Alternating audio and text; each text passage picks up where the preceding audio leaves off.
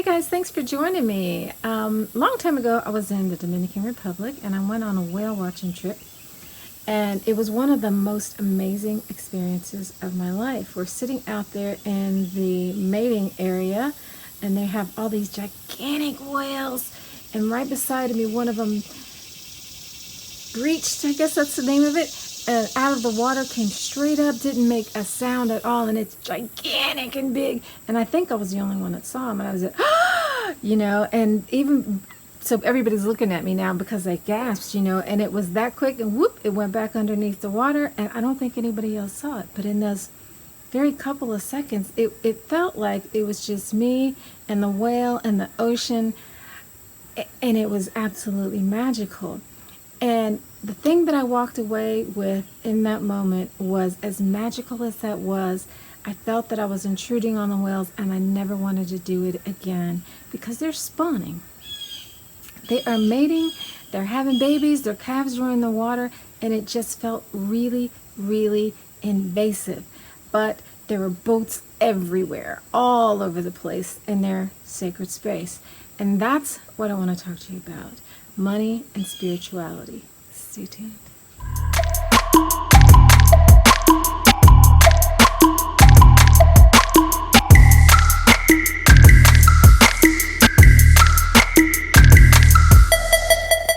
Hi, it's Laura Giles with Pan Society. Thanks for joining me. If this or any other video moves you, please hit the like, share, or subscribe button. Give a little reciprocity, share the love, and keep that love chain going. Thanks. So we live in a time where if you're in the West, you can pretty much get whatever you want. Whatever it is you care about, if you want food, if you want drugs, if you want whatever it is you want, we can pretty much get it. And we are really, really lucky. And money is power, And when the conquerors came to different places and they wiped out the indigenous ways of life, the animist ways of life, money was pretty much the power. And now that it's feeling empty and lonely inside, what's happening? That's where we're going. We're going back to animist cultures, back to primitive cultures, and stealing their way of life because we can, because we have money. So we're buying ceremonies, we're buying information, we're setting up classes and workshops and teaching other people things, and that's just really not how it's done in the animist world. I can't just go up in there and be like, hey man, I think I'm a healer, and then set up a shop. Because you have to earn it. Nobody's going to follow you if you didn't earn it. There's a whole lifetime to learn before they'll give you, the community will give you that stamp of approval. You can't just go there and be like, hey, I'm leading ceremonies now.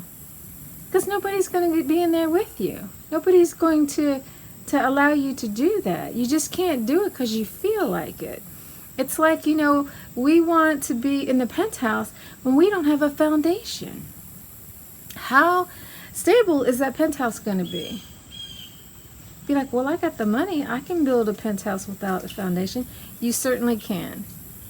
But is it a good idea? I didn't know before I went out there, because I just didn't give it any thought about how I was going to feel about being with the whales.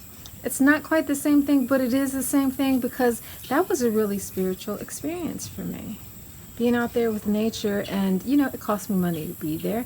Tons of people are offering it, and there were lots and lots of people out there, some with little tiny boats like ours, and some with big giant boats making all kinds of noise. And here, they're just trying to have lead their lives and trying to mate and have their babies. It was really, really an ugly, dirty feeling to be there amongst all this beauty because I didn't belong there. I had no right to be there. It was a boundary violation. I was violating their sovereignty. They have a right to peaceful mating, peaceful childbirthing. I shouldn't have been there. And although I'm really, really, really happy I got to experience it, I'm never going to do that again. I learned my lesson, Think about it next time something like that is offered to me. I don't want to support that. I don't want that to be a thing. I want those whales to birth in peace. If I'm in ceremony, I want to be with people who it's safe to be with. There's no vetting. there's no discernment. If you can buy whatever you want, you trample all over the rights and boundaries of everybody and everything. This is why spirituality is not for sale. Yes, spirituality belongs to everybody. Yes, we are one.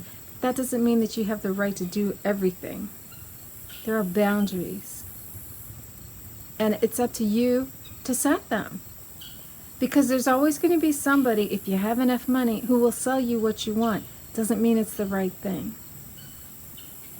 The more that I grow in spirituality, the narrower my funnel becomes, because I'm saying no to things. This is not for me. This is not for me. That's wonderful. I like it. I appreciate it. It's not for me. You know, maybe I don't have the ancestral background to give it roots. Now, we're all indigenous if you go back far enough. So we all have a right to be somewhere.